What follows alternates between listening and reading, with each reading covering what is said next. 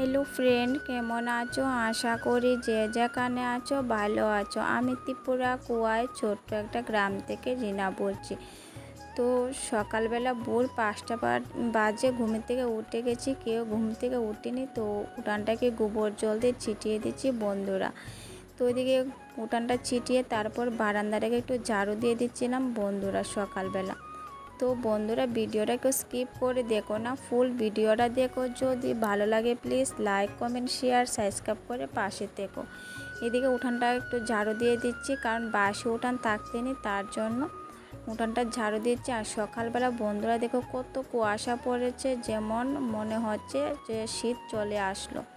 তো এদিকে পাতা অনেকগুলো জমানো হয়েছে, গাটার গাছের পাতা। তো এদিকে বাসন নিয়ে কলপাড়ে চলে গেলাম। তো বাসনটাকে মাজছিলাম আর বন্ধুরা মাথাতে গামছা দিয়েছি, কারণ কুয়াশা পড়ছে, যদি এবার মাথা পড়ে তাহলে আবার জ্বর চলে আসবে। তো তার জন্য মাথায় গামছা দিয়ে রাখছি। তো গামছাটা দিয়ে রাখুন, আমাকে কেমন লাগছে, বউ বউ লাগছে তাই না? তো এদিকে মুখ ধুয়ে তারপরে চা বসিয়ে দিলাম, আমার জন্য লিকার চা, বাবুর জন্য দুধের চা। তো সকালবেলা চা খাওয়া হয়ে গেছে। এদিকে জল চলে আসলো, এদিকে বাবুর কাপড় জামা সব নিয়ে কলে চলে গেলাম। তো এদিকে ধুয়ে দিচ্ছিলাম, যদি জল চলে যায় তাহলে আর ধোয়া হবে না, তার জন্য তাড়াতাড়ি করে ধুয়ে দিলাম। তো এদিকে আর রৌদ্র উঠেছে ভীষণ, আজকে এত রৌদ্র দিয়েছে বন্ধুরা, ভীষণ গরম। তো এদিকে কাপড় জামা রোদ্রে মিলে দিচ্ছি। আর দেখো রৌদ্র কি কড়া করে উঠেছে, তো ভীষণ গরম দিয়েছে। আজকের মতন গরম আর কখনো দেয়নি আমরা এখানে। তোমাদের এখানে কেমন গরম পড়েছে কমেন্টে জানিও।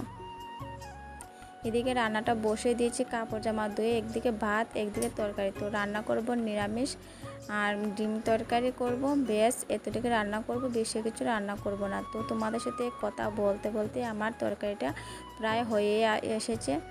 তো মা বলেছে নিরামিষ তরকারি খাবে, কারণ জ্বর হয়েছে, তো মুখে কিছু স্বাদ লাগছে না, তার জন্য বলছে নিরামিষ রান্না করতে। তো নিরামিষ রান্না করেছি কিন্তু খায়নি, একটু খেয়েছে, বলছে আর ভালো লাগছে না। তো এদিকে আমি ডিমটাকে বড়া করে পেঁয়াজি করব, কারণ ডিম পেঁয়াজি আমার ভালো লাগে। তো এদিকে ডিমটাকে বড়া করে তারপরে পেঁয়াজি করব। তো সঙ্গে থাকো, দেখতে থাকো সারাদিনের ব্লগটা। আশা করি আজকে ব্লগটা একটু হলেও ভালো লাগবে তোমাদের কাছে। তো এদিকে ডিমটাকে একটু করে নিয়েছি, এই দেখো ডিম কতগুলো ডিম বড়া করে নিয়েছি। আর পেঁয়াজটাকে ভেজে নিচ্ছি কড়াইতে। তো গ্যাসের চুলা তুলে নিয়েছি টেবিলের উপরে, মাটিতে বসে রান্না করতে আমার আর ভালো লাগছিল না, তার জন্য উপরে তুলে নিয়েছি। কেমন হয়েছে প্লিজ কমেন্টে জানিও। এই দেখো তরকারি ফাইনাল লুক, ডিম তরকারি নিরামিষ তরকারি হয়ে গেছে। তো এদিকে দেখো রান্না করে তারপর বাবুর জন্য গরম জল বসে দিয়েছে। আর রান্না করে কি হাল ধরেছে বন্ধুরা, দেখো অনেক বাসন ভরেছে। তো বাসন আস্তে আস্তে সবটাই ধুয়ে নেব। তো এদিকে দেখো বাসন ধোবো। তো এদিকে দেখো বন্ধুরা কত রোদ উঠেছে, বাবুর জামা কাপড় সব শুকিয়ে গেছে। আর দেখো কত কড়া করে বাবুর রোদ শরীরটা উঠেছে। ভালো না, বাবুর সর্দি করেছে, বাবুর মারও জ্বর সর্দি, আমার একটু কমেছে। আর মা তো ভাতই খেতে পারছে না, জ্বর কমেছে কিন্তু ভাত একদম খেতে পারছে না। আর এই দেখো বাবু কী করছে, বাবু হাই করে দাও, বলে দাও মাসিমণিরা পিসিমণিরা তোমরা কেমন আছো, ভালো আছো। তো এদিকে বিছনাটাকে টামিয়ে নিচ্ছিলাম, না গোছানো থাকলে আমার একদম ভালো লাগে না। তো মধ্যবিত্ত সংসারে বউ হয়ে অল্প ইনকামে টাকা কম খরচ করে কীভাবে সংসারটাকে চালায়, তো এভাবেই চালায় সারাদিনে।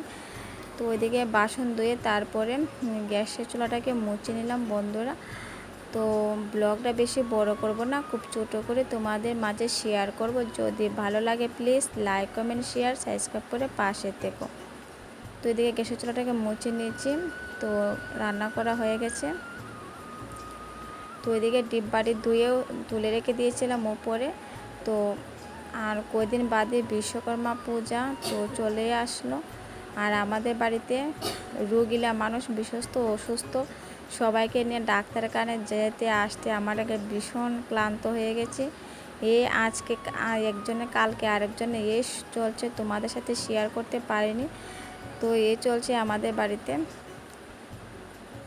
তো ওইদিকে বাসন দিয়ে কত সুন্দর করে গুছিয়ে রাখলাম, তোমাদের একটু দেখালাম। তো চলো আজকের মতন ব্লগ আমি এখানে শেষ করব, বেশি বড় করব না।